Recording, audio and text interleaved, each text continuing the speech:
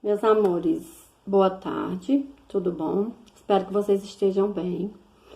Nós iremos dando continuidade ao nosso conteúdo, que era os movimentos literários no final do século XIX, lá na história do Ceará, certo?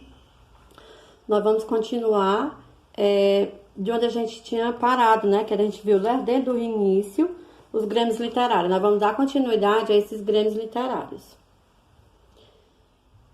Os movimentos literários no final do século XIX. A gente viu vários deles, né? A gente viu a Academia Francesa, mas o mais significante de todos esses foi a Padaria Espiritual, que foi a primeira grande agremiação cultural fundada no Ceará após a proclamação da República. Antes do surgimento, existiram outras agremiações literárias que se dedicaram à discussão da literatura, das artes, ciência, filosofia e política. Seguindo a ordem, nós tivemos a ordem cronológica, ou seja, a ordem de como elas foram criadas, a ordem do tempo, certo? Nós tivemos o grupo denominado de oiteiros, que foi o primeiro, né, que foi de 1815. A Academia Francesa, fundada alguns anos depois, em 1872. O Gabinete Cearense de Leitura, que foi instalado no ano de 1875. O Clube Literário surgiu em 1886, quando o gabinete encerrou suas atividades, sendo este uma ramificação do movimento abolicionista e da extinta Academia Francesa.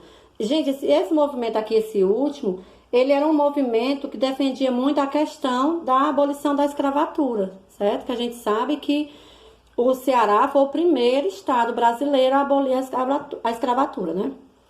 A Padaria Espiritual, a mais original de todas as sociedades literárias do Ceará e do Brasil.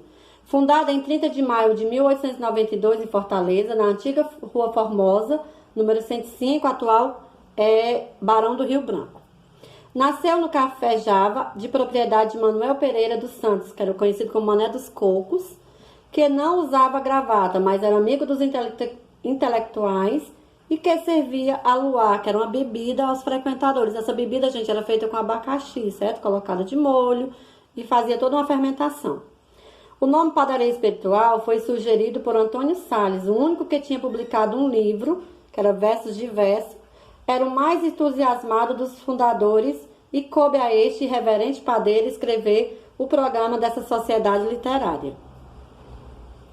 Nós temos aqui a imagem do Café Java, né? O Café Java, ele era como se fosse o ponto de encontro desses escritores, certo?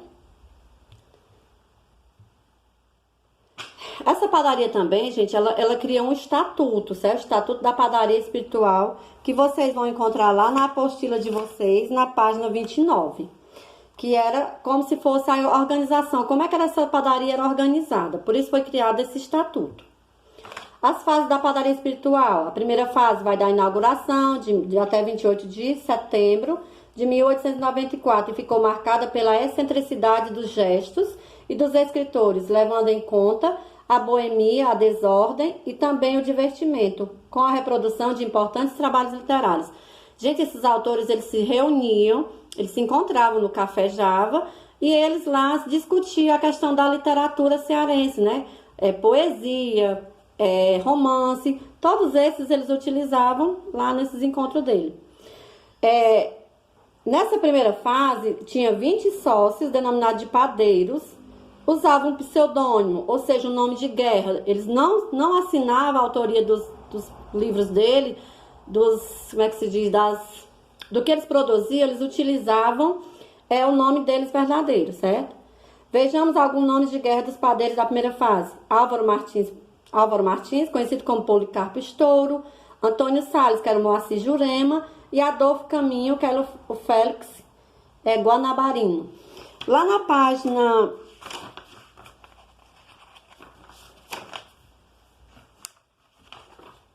Na página 32, vocês vão encontrar a relação dos 20 primeiros sócios, né, e seus pseudônimos.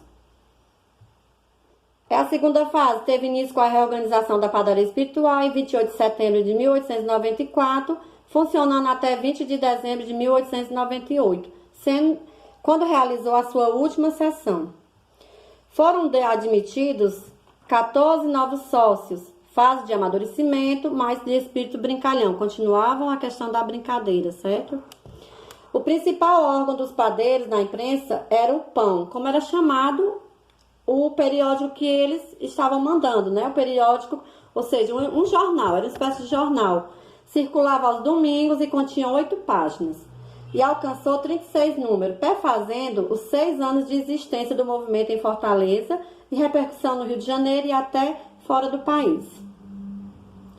A composição da padaria. Como era composta a padaria? Um padeiro-mor, que era o presidente, 2 forneiros, que eram os secretários, um gaveta, que era o tesoureiro, um guarda-livros, que era um bibliotecário, um investigador das causas e das gentes, também chamado de olhos da providência, de previdência.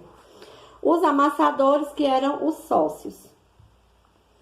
Ocuparam as funções de padeiro-mor. Ou seja, que era o presidente. Jovino Guedes foi o primeiro presidente da agremiação, que durou da fundação, 1892, até 5 de outubro de 1894. José Carlos Júnior, Rodolfo Teófilo, que foi o último, né, o terceiro. E, por final, gente, a gente tem, assim, alguns livros que foram deixados da padaria, certo? Ela desapareceu, mas deixou um legado de vários escritos, entre eles o Panto, de 1893, de Lopes Filhos e Flocos.